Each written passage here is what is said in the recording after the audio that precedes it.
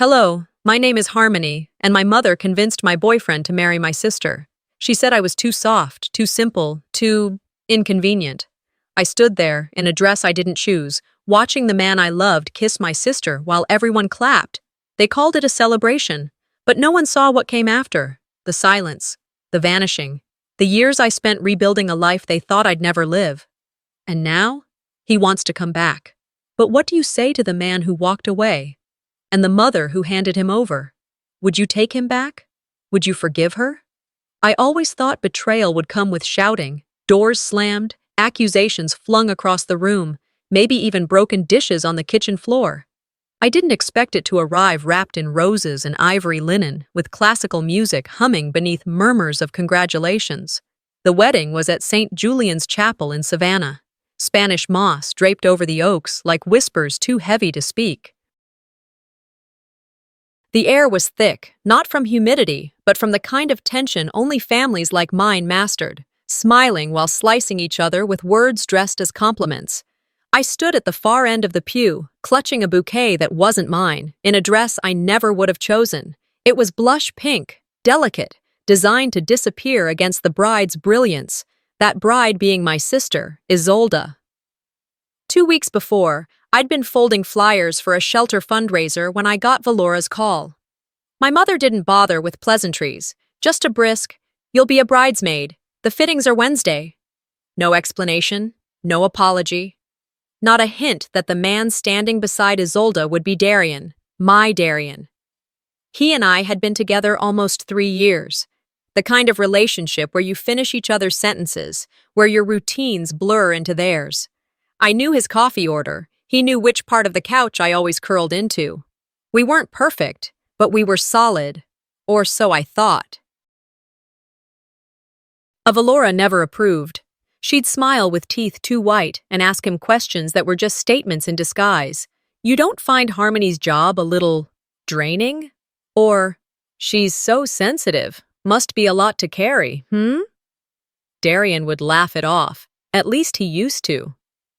Then, slowly, he stopped staying over, stopped texting first, stopped finishing sentences with me at all. At a dinner 3 months ago, I overheard Valora talking to him in the dining room while I rinsed dishes. "Isolda," she said, "is a much better fit, elegant, composed, ready." She said it like I was a pair of worn-out shoes, something that once served a purpose, now just taking up space. I didn't confront him. Maybe I should have, but I couldn't risk being labeled dramatic. Not again, not in Valora's house. So when the wedding invitation arrived, not as a guest, not even with a phone call, but as a command, I didn't scream. I showed up. Quiet, composed. The kind of daughter Valora always wanted me to pretend to be. The chapel buzzed with whispers when I entered. Some people smiled awkwardly. Most avoided eye contact. I walked to my spot, practiced the role. The ceremony began with a string quartet. Isolda floated down the aisle in satin. Darian looked up as she approached, but for the briefest second, his eyes flicked toward me. I didn't blink.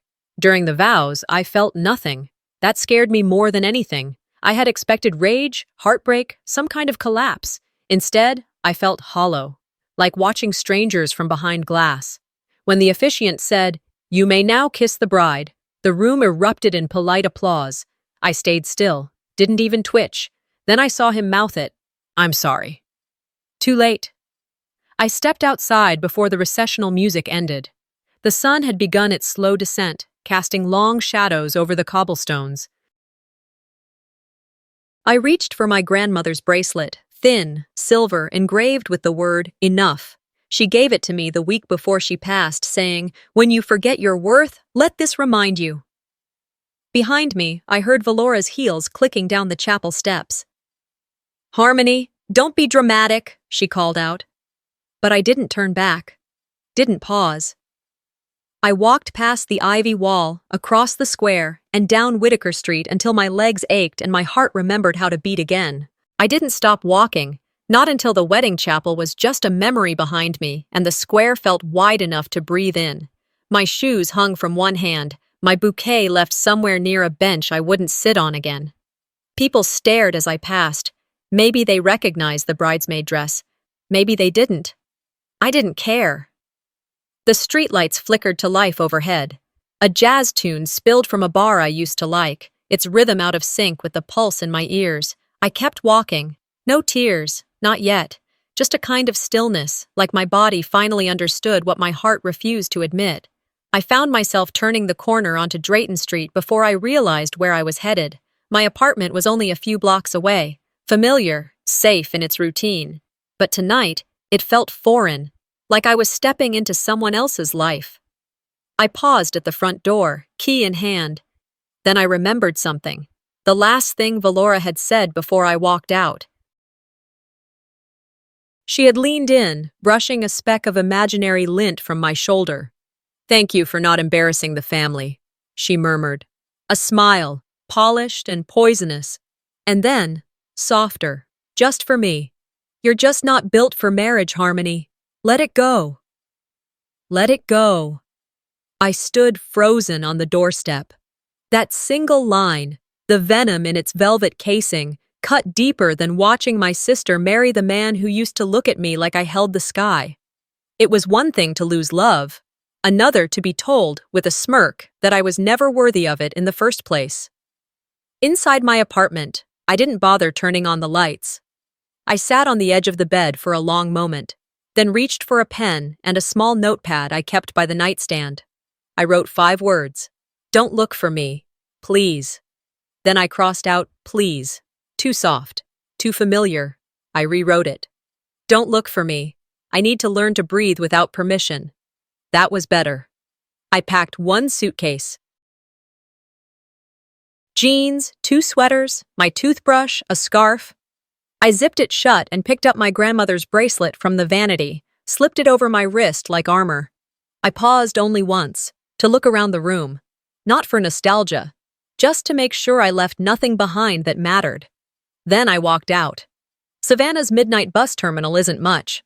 Harsh lights, tile floor.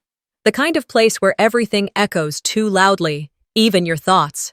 I bought a one-way ticket to wherever the next bus went. It turned out to be Birmingham. Didn't matter. I wasn't running toward anything. I was just done staying still. The bus ride blurred into grays and half-slept hours. I watched towns flicker past through smudged glass, and I didn't speak to anyone. Somewhere near Montgomery, I tossed my phone into a rest stop trash can. I hadn't charged it anyway. Let them call. Let them wonder.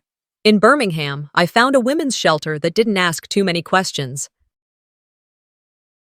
I signed in under my middle name, Anne. It felt cleaner, easier.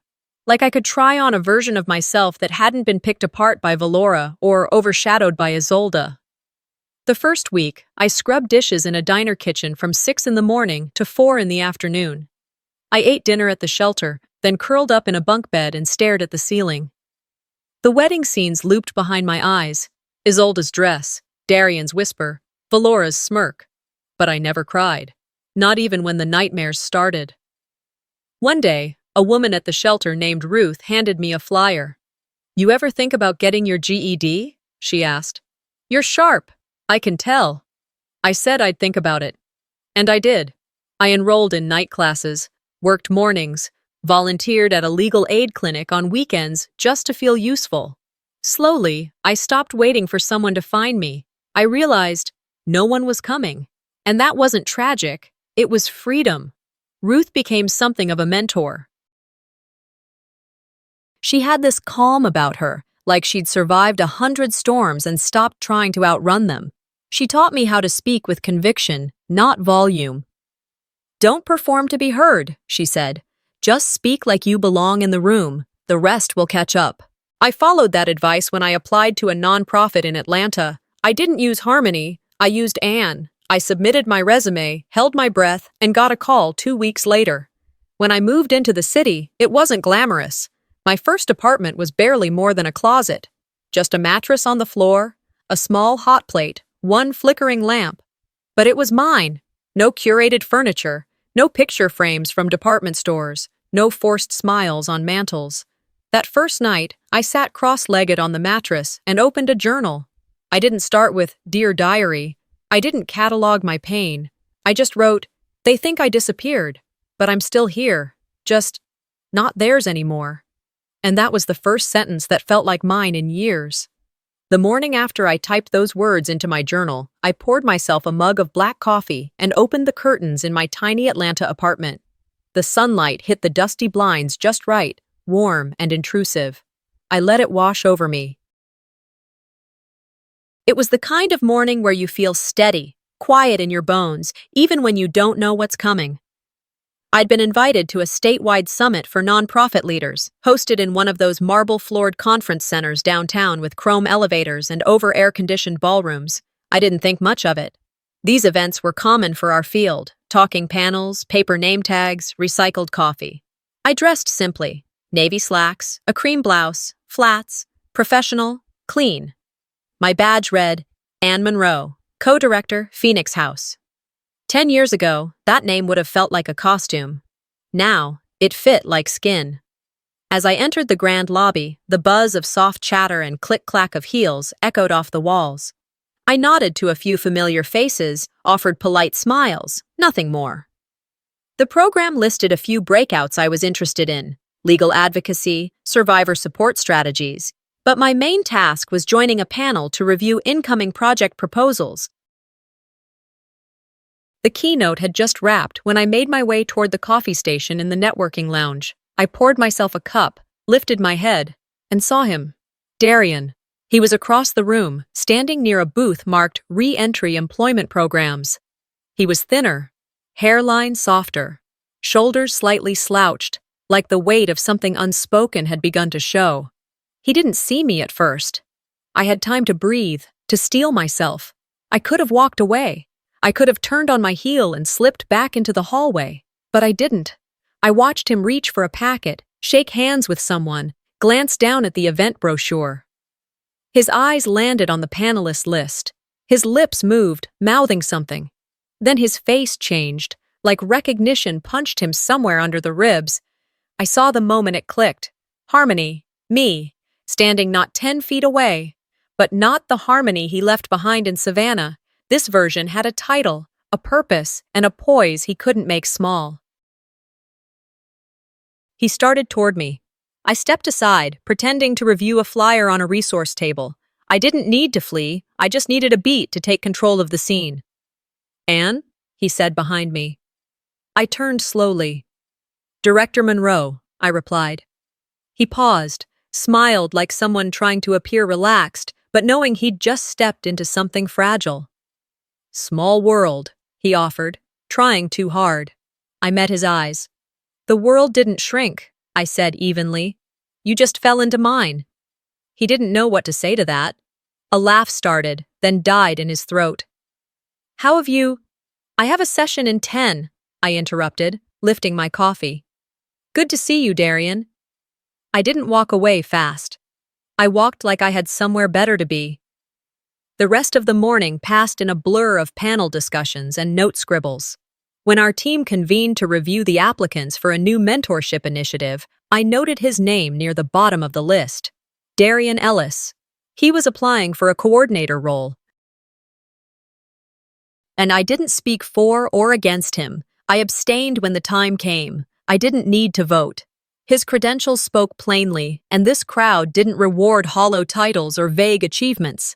He didn't make the cut. As the meeting wrapped, I grabbed my bag and exited into the late afternoon sunlight.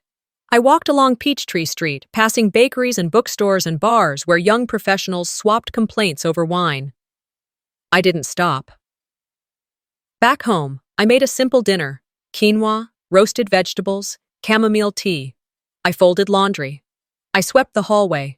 I sat on the bed, cracked open my laptop, and scrolled through my inbox. There it was.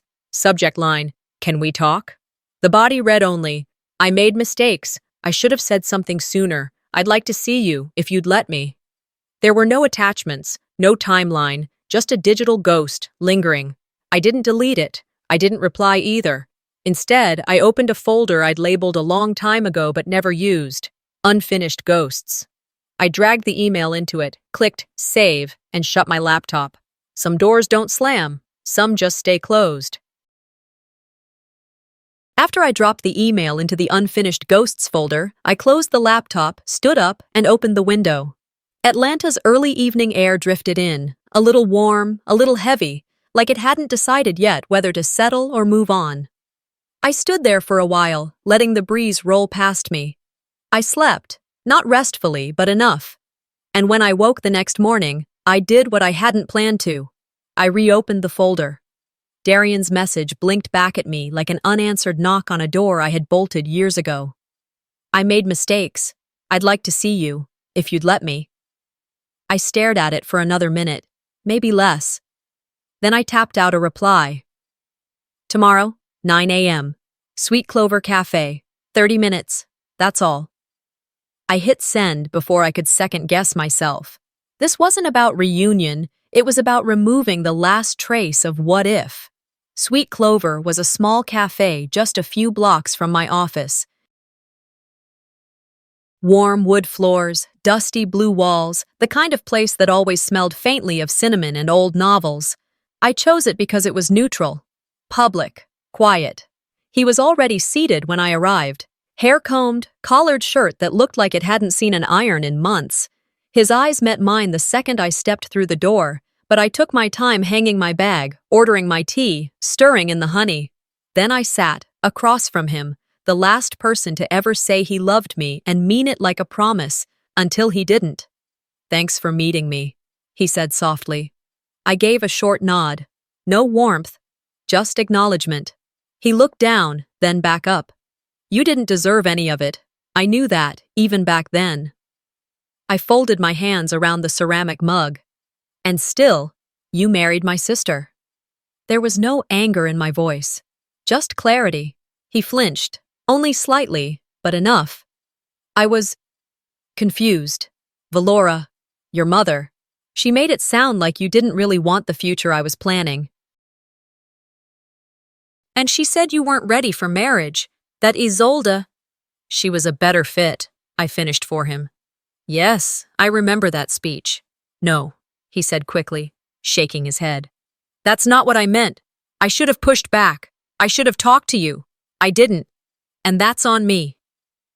There was a beat of silence, filled only by the clink of a spoon behind the counter. Then he pulled out his phone. I didn't just come to apologize, he said. I wanted to show you something, not to excuse what I did, but so you know it wasn't all in your head. He scrolled, tapped, and then held it out. I hesitated, but took it. A voice memo, time-stamped more than a decade ago. Valora's voice came through, cool and crisp. Just marry Isolde. Harmony's sweet but soft. She'll move on. I need the image clean. I stopped the recording after that. Handed it back. My jaw tightened, but I didn't let it show. She always needed her narratives tidy, I said. Neat little family portrait, no mess, no scars. Darian's fingers hovered awkwardly near the cup in front of him. I held on to that recording all these years. I never knew what to do with it.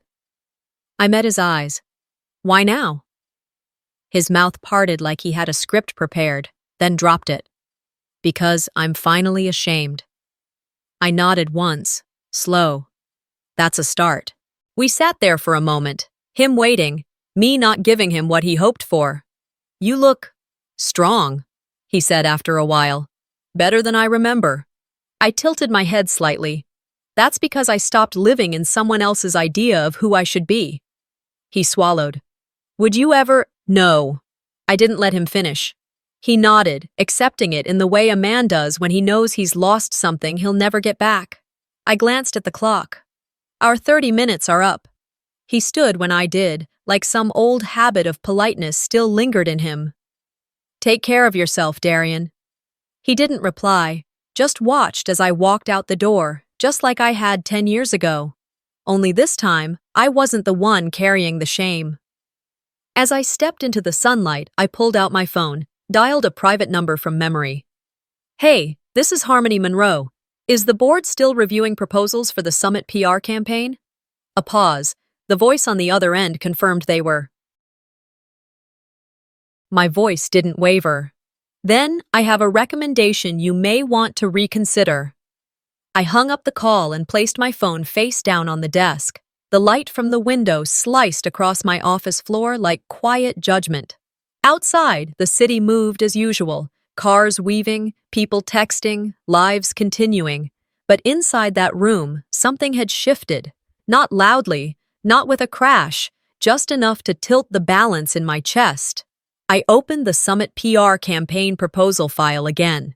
It had been sitting in our review queue for a week. Nothing about it looked suspicious at first glance. Clean formatting, predictable buzzwords, impact metrics designed to impress. But halfway down the project summary, I saw it. Led by Isolde Ellis Consulting. I didn't blink, didn't even curse. I just started reading again, this time with different eyes. The initiative was ambitious, sure, brand rehabilitation for high-profile family foundations, PR spun as empowerment. The irony practically wrote itself. And I made notes, highlighted vague sections, asked for backup data on a claim about multi-generational trust rebuilding. Then I moved to the recommendation field and typed, declined, conflict of interest, alternate vendors available. No anger in the keystrokes, no personal remarks, just policy. By late afternoon, the decision had been filed and the automatic notification sent. I closed the file and exhaled once, not relief, not satisfaction. Something quieter, a boundary reinforced. Around 6, I locked up and headed home. I didn't think about it again until the next morning, when I saw the missed call from Valora on my cell. I stared at the notification before hitting delete. That afternoon, my office line rang. I picked up without checking the ID. Is this your idea of being clever? Valora's voice snapped through the receiver, low, sharp. I leaned back in my chair. I assume you're referring to the campaign proposal? Don't play coy with me. You know damn well that was Isolde's firm. You pulled the rug out from under your own family. I kept my tone even. It was a conflict of interest. I didn't make the call alone. I simply didn't recuse myself. Valora scoffed. You're becoming ungrateful, Harmony. I let the silence stretch long enough for it to sting. Then I answered, calm and clear. No, Mother. I'm becoming unavailable. I ended the call. Later that night, I pulled out one of my old journals, the kind I used to keep under my bed as a teenager, scribbled in late at night when I couldn't sleep. I hadn't read them in years. The pages were filled with questions I never asked aloud. Why does Mom talk to Isolde like that? Why do I always feel like I'm apologizing for being in the room? If I try harder, will she love me the same? I read them without crying, without bitterness, just curiosity. This wasn't revenge. It was remembrance, a reclamation of ground I'd been trained to shrink from. Saying no wasn't cruel. It was correct. The next morning came as usual. Coffee, inbox, a team debrief. Then, just before lunch, there was a knock at my door. My assistant poked her head in. There's someone asking for you. She didn't make an appointment. I didn't have to ask who. Send her in, I said, straightening the folders on my desk. Isolde walked in like she still belonged in places she'd manipulated her way into. She wore a cream suit, heels clicking like punctuation. Her makeup was perfect, too perfect, her mouth a straight line. You crossed a line, she said before I could greet her. I didn't rise from my chair. No, I replied. I erased one that should have never been drawn. She blinked, visibly thrown by how calm I sounded. You knew that campaign was important, she hissed. To me, to the firm. And yet, you submitted it knowing I was on the board, I said. That's bold, even for you. You're punishing me, she spat. This isn't about ethics, it's personal. I folded my hands. What you call punishment, I call consequence. Her eyes narrowed. Valora said you'd come for us eventually. She just didn't expect you to do it with a smile. I shook my head. You still don't get it. I'm not coming for anyone. I'm just done playing the part that kept you comfortable. The room went quiet. The kind of quiet that presses down instead of lifts. Isolde stood there another few seconds, shoulders rigid. I thought you'd outgrown this This petty streak. No, I said softly. I finally grew into something else. She didn't reply, just turned and walked out, heels echoing across the hardwood floor. I didn't watch her leave. Isolde's words hung in the air for less than a second before she spun on her heel and stormed out of my office. But that one sentence, "You crossed a line," echoed long after the door clicked shut. I stared at it for a beat. Then I exhaled. Not from relief, from recognition. Something had changed. I checked my phone and saw a new email alert from a PR blog already discussing Isolde's proposal being pulled. News moved fast in our circles, especially when someone with her last name failed publicly. I wasn't surprised when she didn't call, not that day or the next. What caught me off guard was the silence that followed, too controlled, too curated. I knew better. Isolde wasn't done. She was regrouping. So I changed my passwords, alerted our IT lead, told my assistant to screen calls. I even started walking a different route to work, not because I was afraid, because I didn't want to be caught off guard again. The invitation arrived 3 days later, a thick ivory envelope on my desk, delivered by hand. You're invited to celebrate Valora Ellis's 65th birthday, an evening of legacy and family. My name was written in calligraphy across the top. No RSVP card included. Just a line. Family is expected. I tucked it into my drawer without a second thought. Later that evening, my phone buzzed again. A group text from an old number labeled Ellis Household.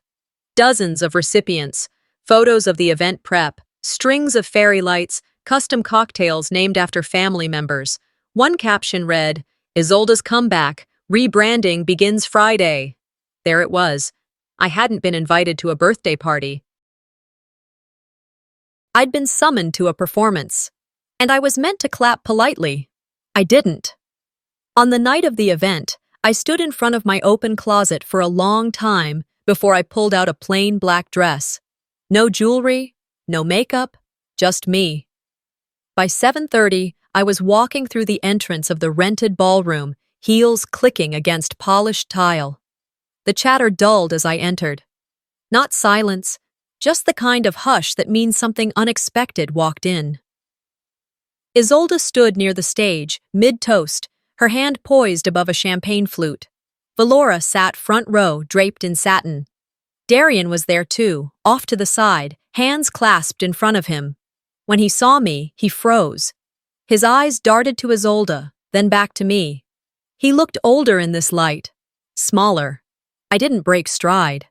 I walked through the center aisle, past tables of people pretending not to stare, and found the small, circular table set up for media materials. From my purse, I pulled a manila envelope. One that had arrived 2 weeks ago with no return address. Inside it was a letter, yellowed, handwritten, dated over a decade ago. A note from Valora to Isolde. I hadn't believed it at first, even after seeing Valora's signature.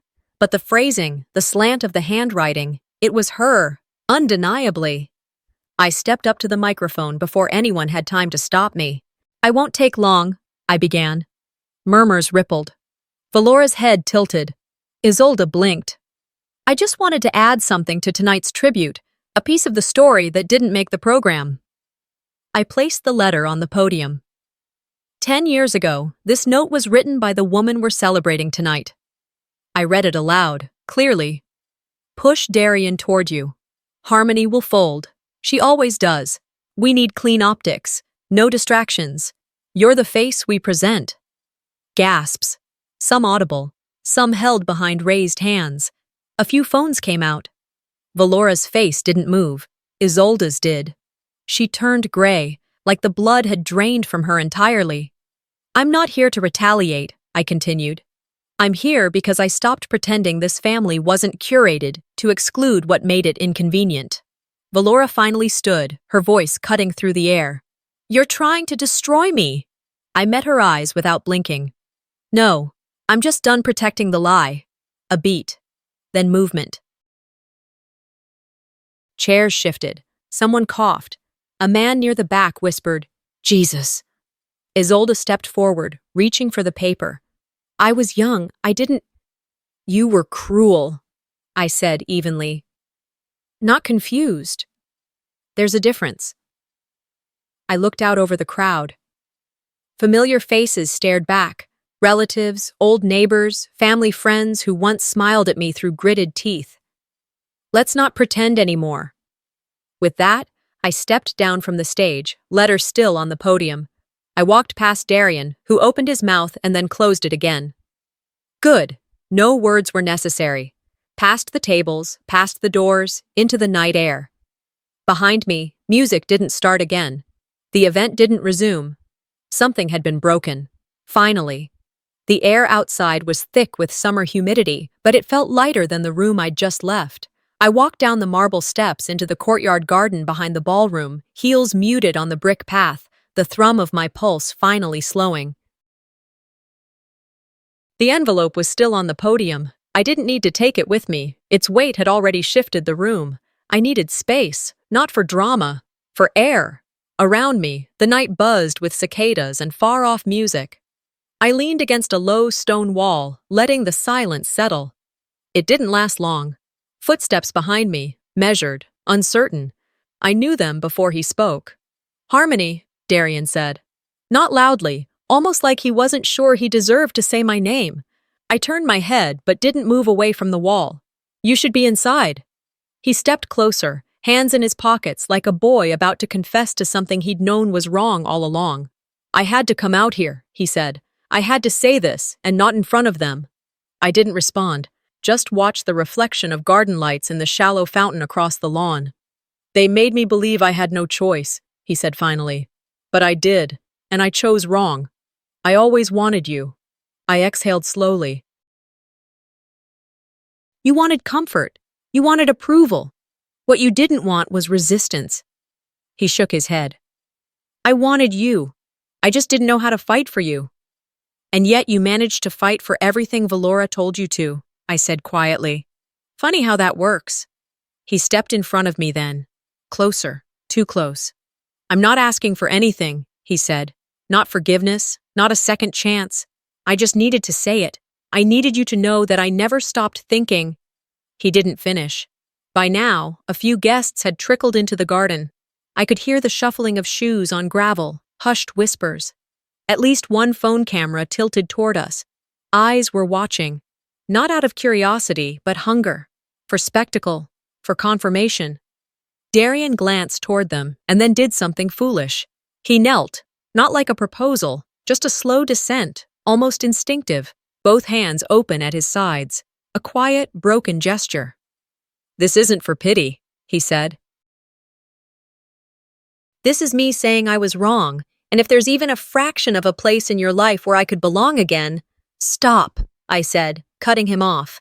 My voice wasn't raised, but it landed hard. The crowd froze. Even the insects seemed to pause. I stepped back, enough to make space between us.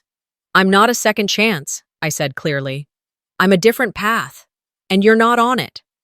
Gasps rippled. Someone dropped a glass. I didn't flinch. I turned and walked back inside the ballroom, my stride even, my head high. Every pair of eyes followed me, but none could hold my gaze. At the threshold, I heard Valora's heels before her words. You've embarrassed this family, she snapped, blocking my way. I looked her square in the eye. No, I said. I revealed it. There's a difference. She opened her mouth to speak again, but someone in the back clapped. Then another. A hesitant smattering, but it grew. I didn't turn to see who started it. I walked out, through the wide glass doors and back into the evening. I didn't need applause. I didn't need vindication. I needed to breathe. By the time I got home, I had 3 missed calls, 2 from unknown numbers, 1 from Isolde's assistant. I ignored them all. Instead, I opened my nonprofit site, clicked into our blog editor, and typed one line. We don't rebuild for revenge. We rebuild to remember who we really are. I clicked publish. By morning, the post had been shared over 1,000 times. Messages poured in, women, men, strangers who recognized something of themselves in that sentence, who knew what it meant to walk away not in anger, but in clarity. I didn't read them all. I didn't need to. What mattered was the silence that followed, the kind that came not from retreat, but from the sound of a power finally shifting hands. By midday, Isolde had deactivated every social account she had. And that said more than any apology ever could. By sunrise, every trace of Isolde's online presence had disappeared. No more curated selfies from gala dinners, no faux inspirational quotes about resilience, just digital silence. And if you've lived in the South long enough, you know, silence means something broke. I didn't dance over it, I didn't rejoice, but I noticed. Over the next 2 weeks, the phone calls stopped. The whispers didn't. At least not entirely. I caught wind of Valora being politely uninvited from a local charity luncheon she once chaired. Isolde's name was absent from 2 speaking lineups she'd been boasting about for months. My inbox stayed quiet. No apologies, no tantrums, just a vacuum. For once, I was fine with that. It was early Thursday when I got the call. A number I didn't recognize. The voice on the other end was old-school Southern, precise. "Miss Monroe, I'm Richard Linton. I was your grandmother's estate attorney. We've never spoken directly, but she asked me to reach out when the time came." I sat up a little straighter. Is something wrong? No, ma'am, but there is something to be read. The final will. She left instructions that it be opened privately, only with you present. Would you be available tomorrow? I agreed. The next morning, I sat in a small paneled office downtown, across from a mahogany desk and a man who smelled faintly of pipe tobacco and aged leather. Mr. Linton handed me a sealed envelope, thick parchment inside. His fingers tapped once on the top. She wrote it herself. Insisted on handwriting. Said it was the only way you'd believe it came from her. I unfolded the letter slowly. To my granddaughter Harmony, you were always the quiet one, the thoughtful one, the one they underestimated. And maybe that's why they thought they could erase you. But I never did. You gave more than they'll ever know. You held your tongue, your dignity, and your ground when all they did was pull the rug. So here's what's left. The house, the trust, the jewelry they didn't even ask about. All of it. Not because you demanded it, but because you never did. Because you loved without scorekeeping. Because you stayed kind, even when the world wasn't. Because you've always been the legacy worth protecting. My hands trembled. It wasn't about the house or the money. I barely processed the assets list. What hit me hardest was the last line. She saw me, I whispered aloud. Mr. Linton didn't interrupt. After I left the office, I sat in my car for nearly 20 minutes before driving back to work. I told no one, not right away. I needed time to let it settle. The news didn't stay quiet for long. Valora showed up 2 days later. No appointment, just walked into my building like she still owned it. Her posture said, control. Her face betrayed none. Isolde was behind her, slower, thinner, eyes shadowed. No makeup this time. My assistant knocked once, opened the door halfway. They're here, she mouthed. I nodded. Let them in. Valora sat before I gestured. Isolde didn't speak. You think this makes you better than us? Valora snapped. No greeting. I tilted my head. No, I said, but it proves I was never less. Her mouth twisted. That house was meant to stay in the family. I folded my hands calmly. I am family. The part you kept in the corner. Isolde finally looked up. Her expression wasn't angry. It was tired, hollowed out. She saw something in you, Isolde said quietly. Grandma, we all knew it. Maybe that's why. She didn't finish. I stood, not to intimidate, but to end it. You're free now, I said. From pretending. I've been free for a while. I walked them both to the door myself. No security, no scene, just presence. They left without another word. That night, I went into the bedroom closet and pulled down a small velvet box. Inside was the bracelet. My grandmother's. Still polished, still delicate. I placed it into a wooden case I'd labeled earlier that day. Legacy. Not to lock it away, to pass it forward someday. I sat back on the edge of my bed, let the silence stretch. Sometimes justice doesn't roar. It arrives as a whisper, when they least expect it. A few weeks had passed since Valora and Isolde stood in my office, waiting for some reaction I refused to give them. Since then, I'd noticed a strange calm inside me, the kind that settles after a long storm, not because the clouds were gone, but because I'd stopped fearing the rain. Phoenix House, my nonprofit, was entering a new chapter of its own. We'd just been profiled in a national women's advocacy magazine. Staff meetings had more laughter than tension. The new intern class was young, eager, and filled with questions. One afternoon, after a mentoring session with two of our younger volunteers, I stepped into the break room and poured myself a cup of coffee. Lisa, our program director, looked up and smiled. "You seem different lately," she said. "Lighter, like you dropped something heavy." I smiled back. Maybe I did. I didn't tell her what that something was. I didn't need to. Over the weekend, I pulled down the old storage box from the top shelf of my closet.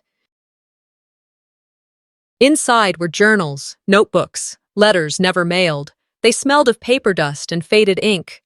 I took them to the dining table and started flipping through, page by page. Most entries were full of questions. Others were quiet screams disguised as paragraphs. And then there were the letters, unsent, unspoken. One for Valora, one for Darian, one for Isolde. I read them all. Some sentences still made my chest tighten. Others made me laugh bitterly. I burned the one addressed to Valora in the kitchen sink, watching the words curl into smoke. The other two I placed back into the box. I didn't plan to send them, but I wasn't ready to let them go either. Some things aren't meant to be shared, just witnessed. A few days later, on a quiet Wednesday morning, I drove to the cemetery just outside of town. The one with wide oaks and stone benches, older than the families buried beneath them. I parked beneath the tree near Grandma's plot. The sky was overcast, but the breeze was soft. I walked the path slowly, my heels crunching the gravel. In my hands, a small white flower and the velvet bracelet box now marked Legacy. I sat beside her grave for a while before I spoke. There was no performance, no imagined audience.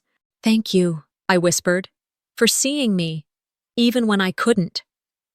I placed the bracelet box beneath the headstone, not to bury it, to return it. It had done its job. As I stood, a single tear rolled down my cheek, not from grief, but from the quiet recognition that something inside me had settled. I didn't wipe it away, just let it fall. A week later, I received a letter in the mail. No return address, but the handwriting made me pause. Inside was a folded sheet of stationery, neat, deliberate. "I don't deserve your forgiveness, but I hope you found peace. I hope you never doubt again what you were worth. H." There was no signature, but I didn't need one. I folded the note, placed it into the same box that held the other letters. I didn't reply, but I didn't throw it away either. Some wounds heal, some leave scars, and some, well, they stay open just enough to remind you what survival costs. At Phoenix House the following Friday, I led a workshop on resilience. And the room was full, women of all ages, some fresh out of crisis, some years past it. During the QA, a college-aged woman in the front row raised her hand. "How do you stop needing their apology?" she asked. Her voice shook a little, but her eyes held steady. I smiled, not out of pity, out of recognition. "You stop needing them to be sorry," I said, "and start needing yourself to be free." She nodded once, slowly, like she wasn't sure she believed it yet, but wanted to. That night, I sat on my apartment balcony. The city buzzed in the distance, but up here it was quiet. My laptop rested on my knees. I opened a draft I'd started months ago. The title stared back at me. Not the daughter they expected, but exactly the woman I needed to become. I hit publish. Some wounds don't heal with apologies. Sometimes healing means choosing silence over confrontation, peace over revenge, and realizing that your worth was never theirs to define. What would you have done in Harmony's place? Would you walk away, or would you ever look back? If this story moved you, share your thoughts in the comments, and don't forget to subscribe for more powerful, real-life inspired stories about family, forgiveness, and the strength to stand alone.